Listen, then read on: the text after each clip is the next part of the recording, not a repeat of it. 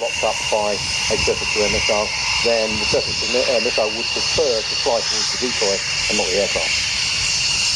Yes, very interesting times out in the Balkans in the 1990s, and the Italian Air Force was certainly very heavily engaged at that time, and it's to the Italian Air Force that we turn now for our next display item, and one of the favourites here at the Air to 2 every time it appears. And it's always our pleasure to hand the microphone to Captain Riccardo Chiapolino. Ladies and gentlemen, good afternoon on behalf of the Italian Air Force and the Italian Air Force official aerobatic team operators Tricolori.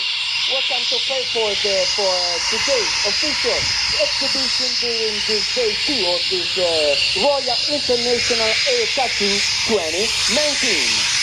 E permetteteci l'occasione con qualche parola in italiano di salutare tutti coloro che parlano la nostra lingua, in particolare tutti i nostri connazionali e gli amici dei club Frecce Tricolori che sempre ci seguono con grande affetto nelle nostre trasferte in Italia come all'estero. These few words in our language where to salute Italian speaking people and to say a special thanks to our